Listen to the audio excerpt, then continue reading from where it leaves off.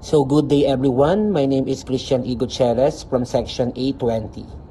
So bale, itatakal natin ay isa sa mga basic codes for looping ng ating chapter 6. So ang una nating itatakal ngayon ay ang while loops. Here we go! For the while loops. While loops are control and structure in programming that repeatedly execute a block of code as long as a specified condition is true. The loop continues iterating until the condition becomes false. They are useful when you want to repeat a task until a certain condition is met. Here's a simple example code.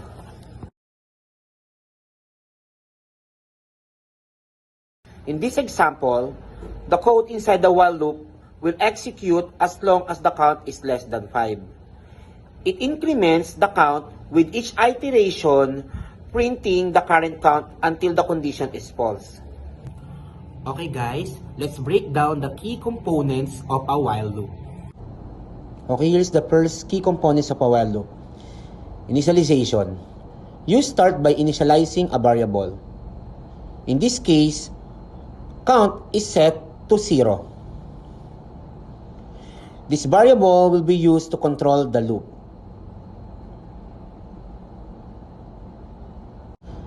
The next key components of a while loop is condition.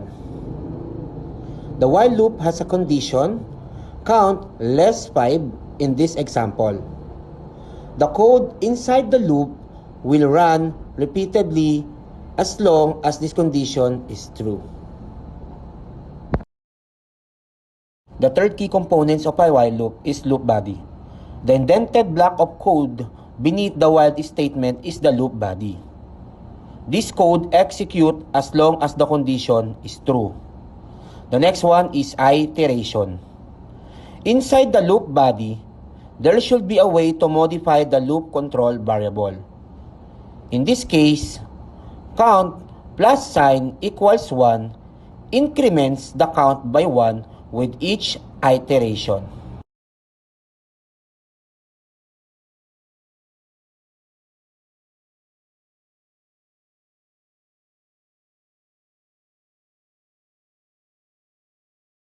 The last is termination.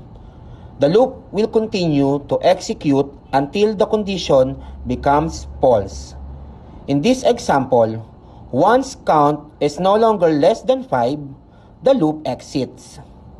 In the provided code, the loop iterates 5 times, printing the current count at each iteration. It starts at 0 and it stops when the count becomes 5. As 5 is not less than 5. Remember, while loops should be used carefully to avoid infinite loops, ensure that the condition will eventually become false, or include a mechanism such as a break statement to exit the loop when necessary. Here's the do-while loop.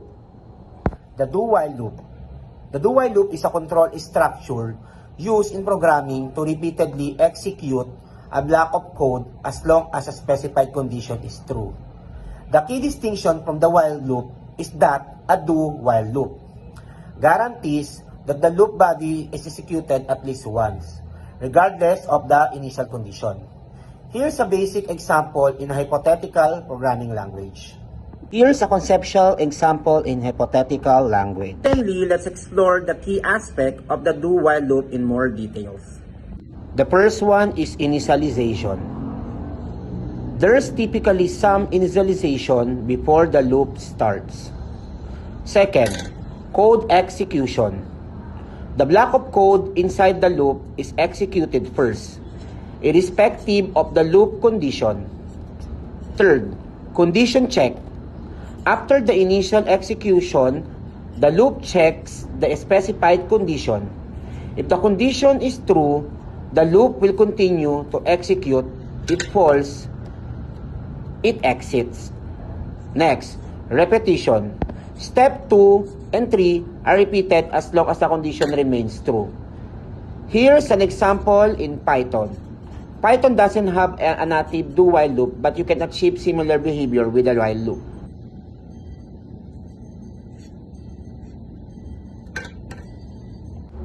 Again, here's an example in Python. Note, Python doesn't have a native do-while loop, but you can achieve similar behavior with the while loop. In this example, the loop will execute at least once because the condition is true. The loop body prints the current value of count and increments it. The loop continues until count is no longer less than 5, at which point it exits. The mimics the behavior of a do-while loop.